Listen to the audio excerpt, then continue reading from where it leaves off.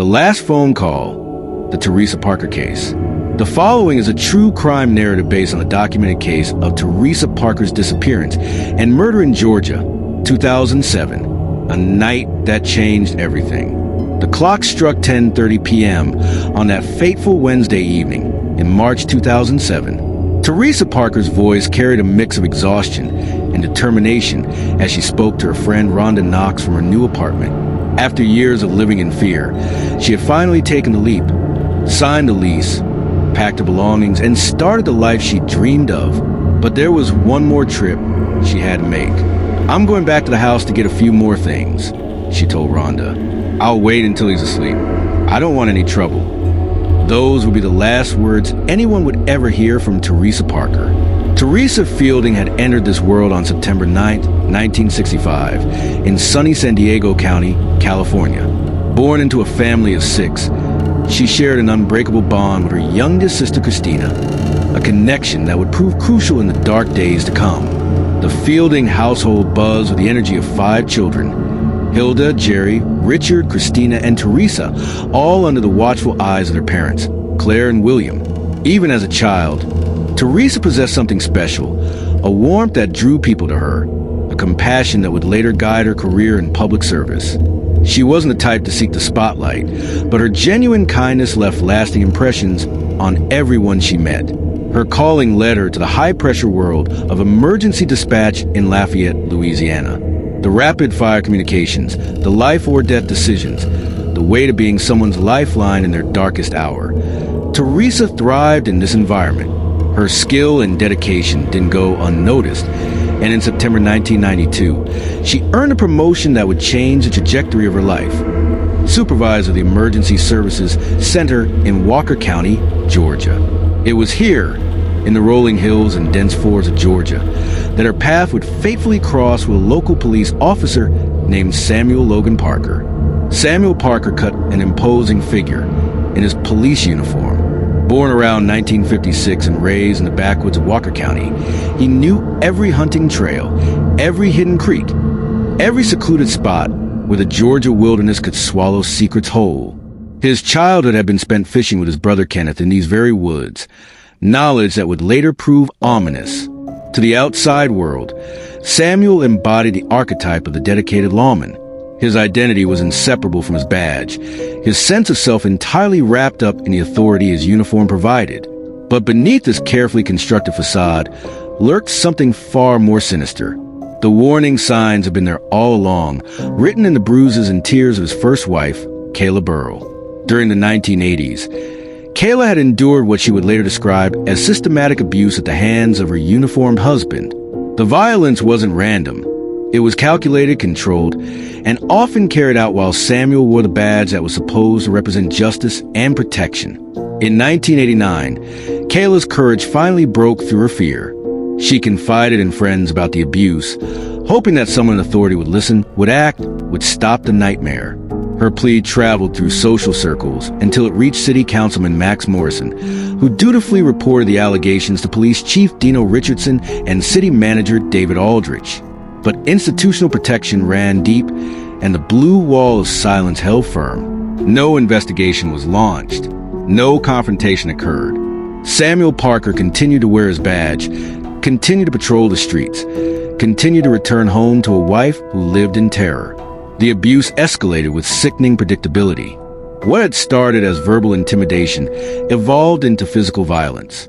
One night, after Kayla made the mistake of questioning Samuel about a seemingly innocent conversation he'd had with a store clerk, his rage exploded. He dragged her by her hair across broken glass, the sharp fragments cutting into her skin as she struggled.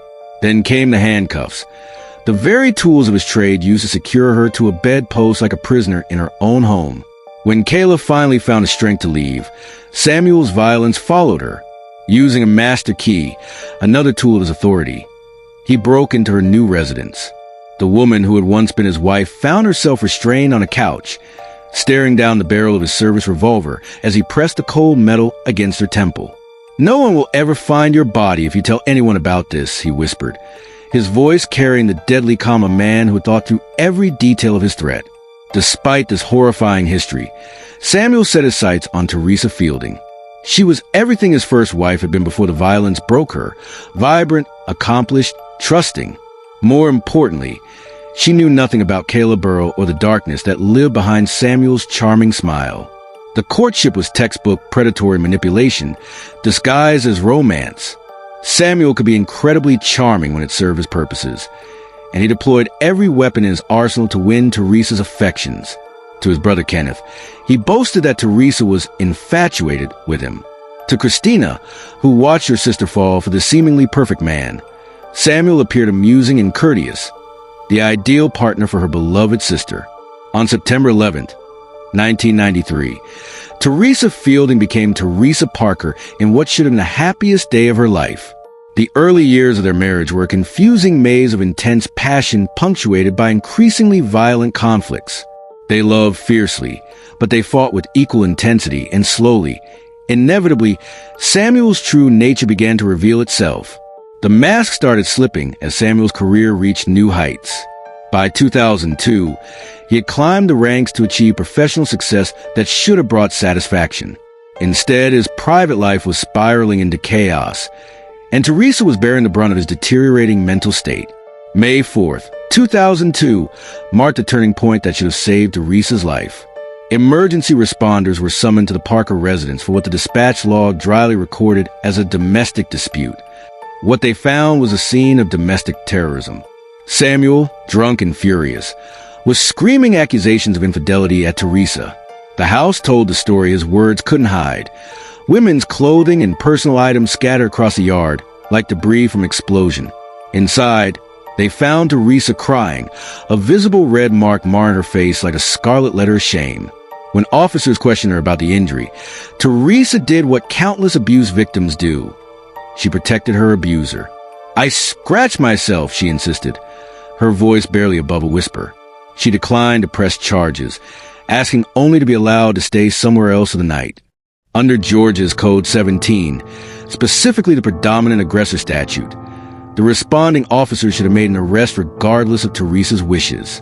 The law existed precisely for situations like this, recognizing that victims of domestic violence often cannot or will not advocate for their own safety. Samuel Parker should have been handcuffed, photographed, fingerprinted, and booked into the Walker County Jail that night. Instead, the officer in charge made a decision that would haunt the investigation years later. He chose not to act, later defending his inaction by claiming he didn't want to turn Teresa into a victim. This twisted logic, as if she weren't already a victim, allowed Samuel to escape without consequences. No arrest was made, no report was filed, no official record existed of the violence that had occurred. The incident simply vanished into the bureaucratic ether, and Samuel Parker learned a valuable lesson. His badge would protect him, even when he was the one committing the crimes. By April 2003, Teresa and Samuel were attempting to repair their fractured relationship with a getaway to Panama City Beach, Florida. The resort destination, with its sugar-white sand and emerald waters, should have provided the perfect backdrop for healing and renewal. They spent the day relaxing under the Florida sun, seemingly like any other couple trying to rekindle their romance. But demons travel well, and Samuel's capacity for violence couldn't be left behind like unwanted luggage. During dinner at a beachfront restaurant, something, perhaps an innocent comment, maybe just Teresa's attempt to enjoy herself, triggered a monster that lived inside him. The transformation was terrifying in its suddenness. One moment they were sharing a meal. The next, Samuel was threatening to handcuff her, to take his own life, and to force her to drag his lifeless body. The threats escalated with each passing minute, possibly extending Teresa's own life as his rage spiraled beyond any semblance of control. The nightmare continued as they left the restaurant. Samuel, his judgment completely clouded by alcohol and rage, fired his service revolver from their car window. The crack of gunfire shattered the peaceful evening air, sending witnesses scrambling for cover and frantically dialing 911. When police arrived, they found a scene that would have seemed impossible just hours earlier. Teresa sat in the car, tears streaming down her face, her body shaking with trauma and terror. Samuel, heavily intoxicated, was erratic and aggressive, swinging between belligerent defiance and manipulative denial. Despite the overwhelming evidence, Witnesses who had heard the gunshots, Teresa's obvious distress, Samuel's erratic behavior. He initially denied everything. No threats, no weapon, no gunfire. But his lies crumbled under the weight of physical evidence. Officers discovered 2 firearms in the vehicle, one recently discharged, the smell of gunpowder still hanging in the air. The severity of his threats and his clearly compromised mental state led to Samuel being transported to a mental health facility for evaluation. Even in custody, his behavior remained chilling. During the transport, he made a statement that would prove prophetic in the worst possible way. With his law enforcement background, he could hide a body so effectively that it would never be found. After 72 hours of psychiatric observation, Samuel was deemed stable enough for release. He returned home to Teresa, and incredibly, life continued as if nothing had happened. Time proved incapable of healing the wounds that Samuel continued to inflict. His drinking, once confined to evenings and weekends, began bleeding into his workdays. His mental state, already fragile, deteriorated further under the constant influence of alcohol. The home that Teresa had once hoped would be their sanctuary became a prison of fear and unpredictability. By April 2006, Teresa had reached her breaking point. In an act of incredible courage, she approached 2 of Samuel's colleagues, Sheriff Steve Wilson and another officer, Dino. The meeting lasted 45 minutes. 45 minutes in which Teresa poured out years of accumulated terror, describing Samuel's unstable behavior, his escalating alcoholism, the Florida incident, and his continuing threats. Crucially, Teresa made it clear that she didn't want Samuel arrested. Her request was simpler and more heartbreaking. She just wanted him removed from their home. She wanted to exist without fear in her own house.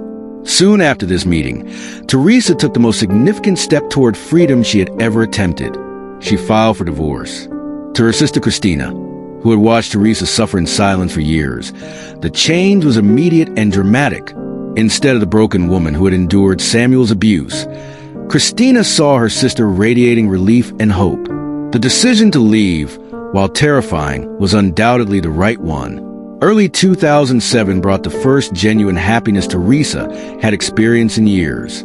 She was actively searching for an apartment near Christina, drawn by the prospect of being close to her beloved nephews, and having a support system that Samuel couldn't infiltrate or control.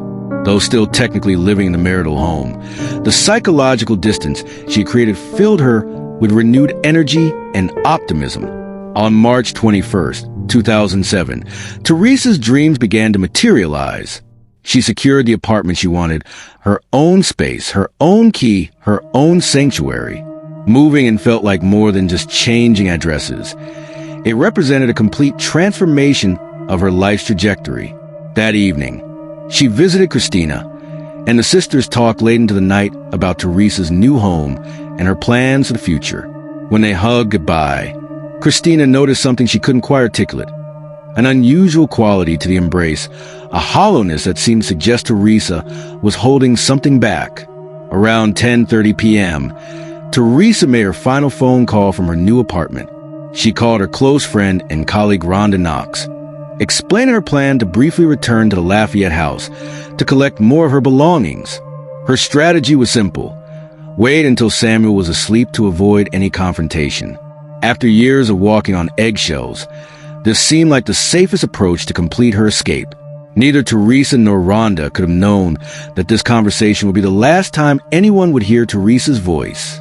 What happened in the early morning hours of March 22nd, 2007, can only be pieced together through fragment of evidence and a confession that almost remained buried forever. Around 2 a.m., Samuel appeared at the home of Christy Bellflower, a woman he was reportedly seeing while still married to Teresa. Using Christy's phone, he placed a call to fellow officer Ben Chaffin that would haunt Ben for years to come. The words Samuel spoke were a confession wrapped in a threat. He had harmed Teresa, he declared, and no one would ever find her body. Before ending the call, he delivered a chilling warning to Ben: remain silent or face the consequences. At 5 a.m., Samuel left Christie's residence. Investigators would later theorize that during those early morning hours, he disposed of Teresa's body in a location he had known since childhood. a secluded area about 30 miles from Walker County, near a river and hunting trails where it spent countless hours as a boy learning the secrets of the Georgia wilderness. At 6 a.m., Rhonda Knox's phone rang. The caller ID showed Teresa's number, but when Rhonda answered, no one spoke. The call ended in silence, leaving only questions and a growing sense of dread. Rhonda's attempts to reach Teresa throughout the morning failed. Cell phone, landline, nothing. Disturbed by the morning's events, Rhonda contacted Shane Green, a friend in the Walker County Sheriff's Department, asking to check on Teresa. Shane and Deputy Corey Griffin responded to the Lafayette house, where they found Samuel's gray truck parked outside. The garage was locked, but peering through a gap with a flashlight, Shane could see Samuel's patrol car inside. Teresa's vehicle was nowhere to be found. Christina, still unaware that anything was wrong, assumed her sister was simply busy settling into her new life. But by afternoon, the situation had taken an ominous turn. Teresa's SUV had mysteriously reappeared at the house she shared with Samuel, yet Teresa herself remained missing. Her phone continued to ring unanswered. No one had seen her. Even Samuel was making calls, apparently trying to reach his wife. More than 24 hours had passed without any contact, and Christina's concern was rapidly transforming into panic. On Saturday, March 24th, the Parker family filed a missing person report. The response from the community was immediate and overwhelming. Friends, neighbors, and strangers came together to organize vigils, distribute flyers, and conduct searches. Everyone hoped that Teresa had simply gone away to clear her head and would return home safely. Recognizing the sensitive nature of the case, a missing woman whose husband was a law enforcement officer, Sheriff Steve Wilson made the crucial decision to involve the Georgia Bureau of Investigation. Special Agent James Harris was assigned to lead the inquiry, bringing an outside perspective that would prove invaluable. Harris began his investigation at Teresa's new apartment, where he found clothing, shoes, and her work uniforms, all the items that would have been essential if Teresa had truly left voluntarily. Her absence from the apartment only deepened the mystery. The community's response was remarkable. Search parties scoured forests, volunteers drained ponds, and investigators examined the local landfill. But Walker County's wilderness was vast and unforgiving, filled with dense woods and hidden ravines that could conceal secrets indefinitely. When Special Agent Harris interviewed Samuel, his story was straightforward. Teresa had left voluntarily because of their divorce proceedings. She was probably somewhere starting a new life, perhaps in Florida where they had once vacationed. But as Harris pressed for details, contradictions began to emerge. Samuel's timeline didn't align with the evidence, and his explanations raised more questions than they answered. The Parker residence was searched 5 separate times, with investigators collecting weapons and potential evidence. Samuel's reaction to these searches was telling. He lashed out at police, accusing them of targeting him unfairly and urging them to focus on Teresa's belongings instead of treating him as a suspect. Scent tracking dogs were brought in for a particularly revealing exercise. The animals were given Samuel's scent from his clothing and patrol car, then released on the property. The dogs traced a path up a hill behind the house, then back down, a pattern consistent with someone carrying a heavy burden into the woods and returning without it. Despite the circumstantial evidence, Samuel maintained his innocence. He accused authorities of fabricating a narrative without proof, of persecuting him because of his profession. But the most damaging evidence was being concealed by the very person who should have revealed it immediately. Officer Ben Chaffin, the recipient of Samuel's early morning confession, never disclosed a call to investigators. Whether from fear, misguided loyalty, or institutional pressure, Ben's silence allowed a crucial piece of evidence to remain hidden while Teresa's family suffered through months of uncertainty. As the investigation progressed, the focus inevitably returned to Samuel. Additional searches of the former marital home yielded what appeared to be traces of blood, evidence that transformed the case from a missing person investigation into a potential homicide. Forensic specialists made another crucial discovery. Samuel's vehicle had been thoroughly cleaned. The interior had been scrubbed and wiped, removing visible signs of whatever had occurred. But forensic science is relentless in its pursuit of truth, and microscopic evidence often survives even the most thorough attempts at concealment. The discovery that would ultimately seal Samuel's fate came from this forensic analysis. Testing confirmed the presence of Teresa's blood and Samuel's DNA in the rear of his truck. Physical evidence that contradicted every story he had told about Teresa's voluntary disappearance. With this forensic evidence in hand, authorities finally had what they needed. On February 4th, 2008, nearly a year after Teresa's disappearance, Samuel Logan Parker was arrested and charged with his wife's murder. Even in custody, Samuel continued to maintain his innocence. Teresa had gone to Florida, he insisted, or perhaps crossed the Mexican border. She was alive somewhere, starting a new life. The absence of a body, he argued, proved that no murder had occurred. The trial began on August 17, 2009, in a Walker County courtroom packed with Teresa's family, friends, and community members who had never stopped searching for answers. Samuel chose not to testify in his own defense, leaving his lawyers to argue that without a body, the state couldn't prove that Teresa was dead, much less murdered. But the prosecution had built a compelling case through circumstantial evidence. Samuel's first wife, Kayla Burrell, took the stand to describe the years of abuse she had endured, testimony that established a pattern of escalating violence. Witnesses testified about Samuel's repeated boasts that he knew the Georgia woods so well he could hide a body where it would never be found. Then came the revelation that stunned everyone in the courtroom. Officer Ben Chaffin finally broke his silence, revealing the early morning phone call in which Samuel had confessed to killing Teresa and promised that her body would never be discovered. Using this testimony and the physical evidence, prosecutors reconstructed a timeline of how Samuel had likely murdered his wife and disposed of her body in the wilderness he knew better than anyone. The defense fought hard, arguing that circumstantial evidence, no matter how compelling, couldn't support a murder conviction without a body or direct proof of death. But the jury had heard enough. In September 2009, after deliberating the evidence and testimony, 12 Walker County residents returned their verdict.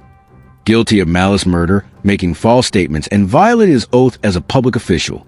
The judge sentenced Samuel Logan Parker to life imprisonment without the possibility of parole.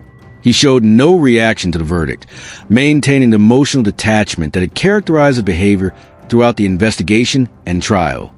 Across the courtroom, Teresa's family wept, tears of grief for their loss, but also tears of relief that justice had finally been served.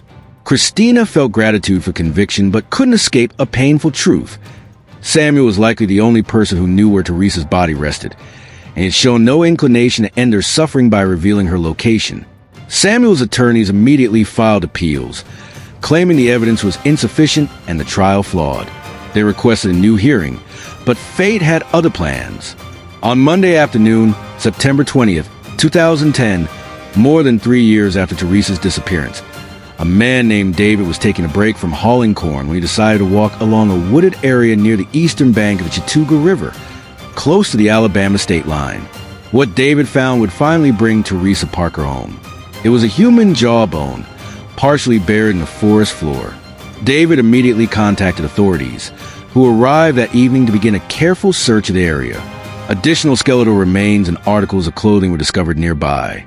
But as darkness fell, the search was suspended until the following day. The next morning, a larger team returned to systematically process the scene.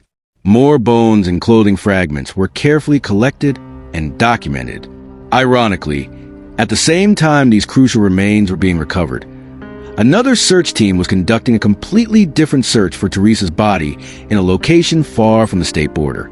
Once the remains were secured, forensic teams began the painstaking process of identification.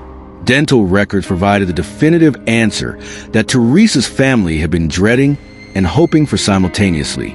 Even with Teresa's remains finally recovered, Samuel Parker never revealed what had happened that night in March 2007.